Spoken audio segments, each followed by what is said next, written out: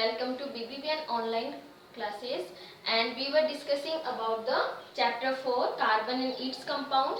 Today I am going to tell you about the homologous series. Homologous series.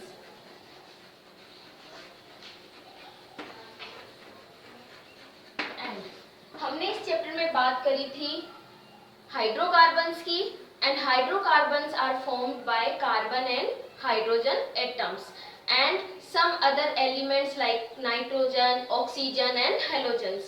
तो homologous series में क्या होते हैं, कार्बन के ही कंपाउंड्स होते हैं, हाइड्रोकार्बन्स होते हैं, बट उनमें क्या डिफरेंस है, उनमें सिर्फ एक CH2 यूनिट का डिफरेंस होगा. किसका डिफरेंस होगा? 1 CH2 यूनिट का. तो देखें यहाँ पे एक कार्बन और 2 हाइड्रोजन, यूनिट जो बनती है CH2 यूनिट, इस यूनिट का ही डिफरेंस होता है 2 होमोलोगी में. ठीक है, तो CH2 जैसे कि हम बात करते हैं, ये मैंने एक कंपाउंड बनाया है एंड दैट इज इथेन. ये क्या है? इथेन. ठीक है, अब इस इथेन में मैं एक CH2 यूनिट ऐड कर देती हूँ. जैसे ही मैं एक इसमें CH2 यूनिट ऐड करती हूँ तो ये किस में कन्वर्ट हो जाएगा? CH3 CH2 CH3 में. तो देखिए यहाँ पर जो ये हाइड्रोकार्बन बना है, अगर हमने इथेन में एक CH2 ऐड कर दिया तो ये किस में बदल जाता है? प्रोपेन में बदल जाता है. किस में बदल गया? ये क्या बन गया है अब? प्रोपेन. ओके, अगर मैं यहाँ से 1 CH2 माइनस कर दूं, क्या कर देती हूँ, इसमें से मैं एक CH2 यूनिट को माइनस कर देते हैं, सब्ट्रैक्ट कर देते हैं, तो ये किस में बदल जाएगा? CH4 में. किस में बदल जाता है ये? CH4 में. देखिए यहाँ से एक कार्बन और 2 हाइड्रोजन गए तो क्या बच गया? CH3H. ओके, तो क्या बना है वो? CH4 and CH4 is known as methane. Okay, इसी तरीके से मान लीजिए मैं एक एल्कीन ले लेती हूँ. क्या ले लेती हूँ मैं? एक एल्कीन. ये मैंने बनाया है एक एल्कीन 3 कार्बन का डबल बॉन्ड्स के साथ में कंपाउंड बनाया है. अगर मैं इसमें एक CH2 यूनिट को ऐड कर देती हूँ तो जैसे ही मैं इसमें एक CH2 यूनिट ऐड करती हूँ तो ये किस में बदल जाएगा? CH3 CH2 CH double bond CH2. ये देखिए, ये मैंने एज इट इज लिया है यहाँ पे. ओके, बट मैंने इसमें एक CH2 क्या करा है? एक्स्ट्रा डाला है. तो जैसे ही हम एक CH2 यूनिट इंक्रीज करते हैं तो ये 3 कार्बन है, 3 कार्बन से क्या बनेगा? प्रोपीन. क्या बनेगा? प्रोपीन. तो यहाँ पे 4 कार्बन का क्या होता है? ब्यूटेन. तो ब्यूटेन से जो एल्कीन बनती है उसको हम क्या बोलते हैं? ब्यूटीन. ओके, तो देखिए जैसे ही हमने प्रोपीन में 1 CH2 ऐड किया तो वो किस में बदल गया? ब्यूटीन में. अब मैं यहाँ से एक CH2 यूनिट कम कर देती हूँ. तो जैसे ही हम यहाँ से एक CH2 यूनिट कम करते हैं तो क्या बन जाएगा? CH2 double bond CH2. ठीक है, क्या बनेगा? यहाँ से एक CH2 जाएगा तो एक कार्बन और 2 हाइड्रोजन हम यहाँ से रिमूव करते हैं तो क्या बन जाता है? 2 कार्बन का एल्कीन बन जाएगा जिसका नाम हो जाता है इथेन. से ये क्या बन गई? इथीन. क्या बन जाती है? इथीन. तो इस तरीके से हम एक ट्रिपल बॉन्ड का एग्जांपल ले लेते हैं. तो ट्रिपल बॉन्ड का एग्जांपल लेंगे तो क्या बना सकते हैं हम? ये हमने लिया है प्रोपाइन. क्या लिया है मैंने? प्रोपाइन. क्योंकि ये एल्काइन है. जब भी डबल ट्रिपल बॉन्ड आता है तो वो एल्काइंस होती हैं. तो जैसे ही हम इसमें एक CH2 यूनिट को ऐड करते हैं तो ये कन्वर्ट हो जाता है इसमें ब्यूटाइन में. किसमें कन्वर्ट हो जाता है? ब्यूटाइन में. इसका नाम क्या है? ब्यूटाइन. 4 कार्बन है इसलिए 4 कार्बन का ब्यूटेन होता है. ट्रिपल बॉन्ड है इसलिए इसको ब्यूटाइन बोलते हैं. अगर मैं यहाँ से एक CH2 कम करती हूँ तो ये कन्वर्ट हो जाएगा इथाइन में.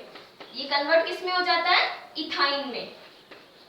क्योंकि 2 कार्बन वाला कौन होता है? इथेन. ट्रिपल बॉन्ड आ गया तो ये क्या बन गया?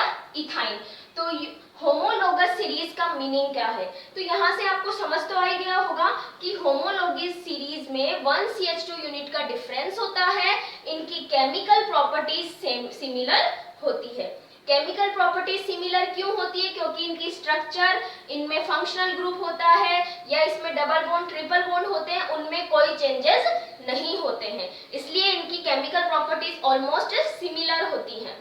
ठीक है, CH2 यूनिट का डिफरेंस होता है तो हम CH2 यूनिट से इनका मास का डिफरेंस भी कैलकुलेट कर सकते हैं। तो मास का डिफरेंस हम कैलकुलेट करेंगे तो देखिए यहाँ इसका CH4 का मास कितना होता है 12 प्लस 4 इक्वल टू 16।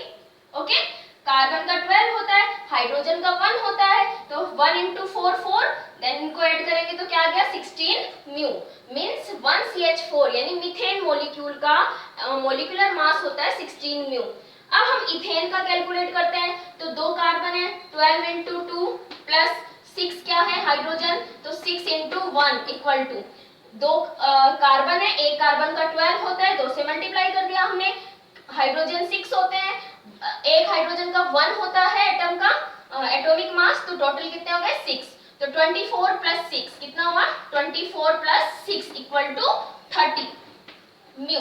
तो इथेन का मॉलिक्यूलर मास कितना हो गया 30 म्यू। अब देखिए 16 में को मैं 30 से माइनस करती हूँ, ओके 30 में से मैं 16 को माइनस करती हूँ तो कितने का डिफरेंस आ रहा है 14 का, कितने का डिफरेंस आता है 14 का, 30 माइनस 16 करते हैं यानी 14 का डिफरेंस आता है। इट मींस अगर हम इथेन के मास में से जो इसका होमोलॉगी है, लोअर होमोलॉगी है, उसमें से हम 16 उसके मास को माइनस कर देते हैं तो 14 म्यू का डिफरेंस आता है।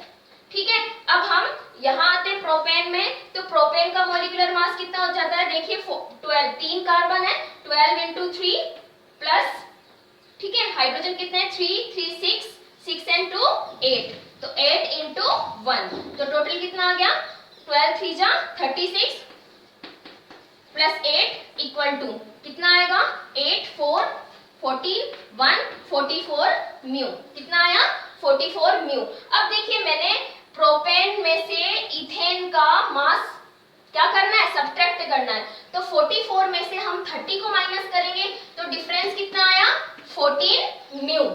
इट मींस इससे हमें क्या कंक्लूजन मिला है, इससे हमें कंक्लूजन मिला है कि जैसे ही हम होमोलोगस सीरीज में जाते हैं तो हर मॉलिक्यूल के बीच में 14 म्यू का डिफरेंस आएगा। कितने का डिफरेंस आएगा मास में 14 म्यू का डिफरेंस।